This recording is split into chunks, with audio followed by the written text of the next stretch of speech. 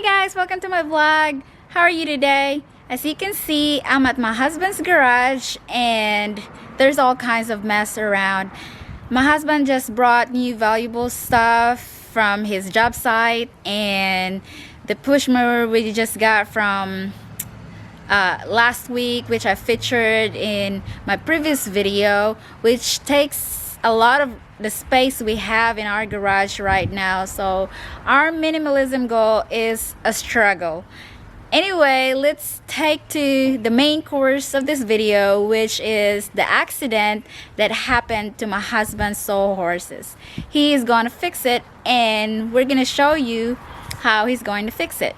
So let's get started.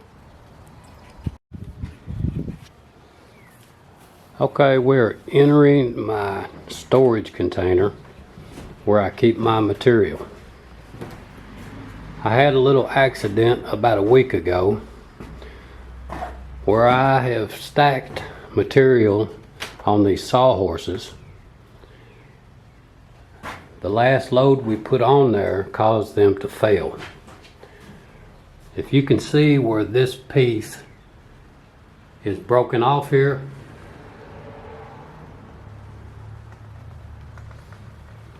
that's it laying on the floor. And half of my material has wound up in the floor, which makes this area ineffective, to say the least. So I've got to come up with a solution on how I'm going to deal with this, and that's what I'm about to do.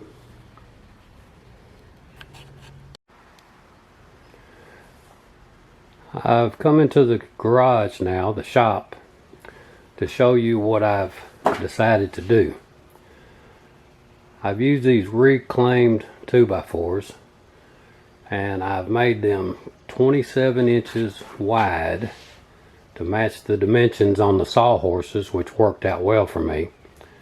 But I now have 1, 2, 3, 4 levels that I can stack material on, which doubles the capacity that I had with the sawhorses.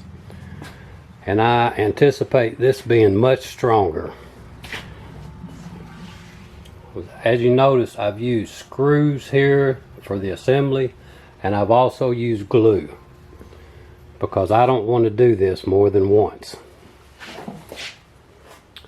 We'll go outside now and I'll show you what one of these partially assembled is beginning to look like. Alright, here is one that's partially assembled. I've still got to put 2 more horizontal braces on each side, and then I'm going to put a 21-inch brace in the center of each of those long openings, and that should give me plenty of strength. All of this material is reclaimed, and that has proved to be quite valuable. Any of you all that are familiar with the rising cost of lumber can appreciate that. And sometime later in the video I will share with you what my estimated cost of savings is on this project, due to the fact that I just brought stuff home instead of throwing it in the dumpster on the job site. I have 2 of these racks assembled now, and I have figured the estimated cost with 2x4s at $7.50 a piece now, at just over $100 in material. Since I've reclaimed this lumber, that's zero cost to me, and that money I can spend somewhere else. I do intend for this to be a 16-foot long storage rack. I've got 2 sections right now that are 5'6".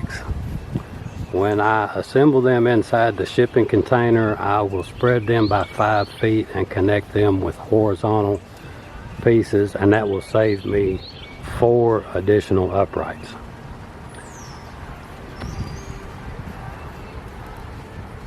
Getting this assembled inside the shipping container is what will be on the agenda today.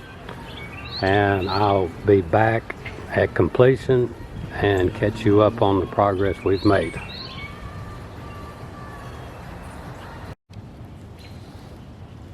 Okay, we have the storage racks assembled and in place.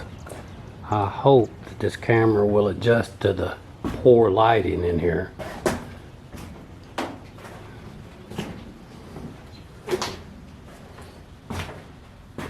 If you remember, I had a lot of this just piled up on sawhorses, which failed. Now I've got twice the capacity of storage, much more organized, easy to get to, and it's allowed me to free some space up on the side walls.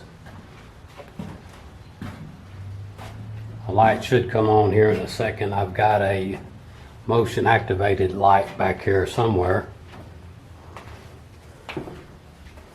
There we go.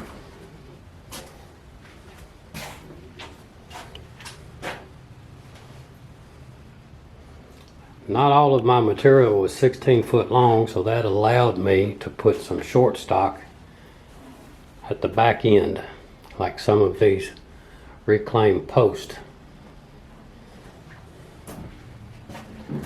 My overall cost for this rack with plywood put on each level for extra strength is right at about $300. If we did this a year ago, it probably would have been closer to $150. I've still got more to do. I'm thinking about taking the top level from wall to wall, and I'll be able to create a large area for storing seldom used lengths of trim and miscellaneous. But there you have it. Storage rack for a shipping container.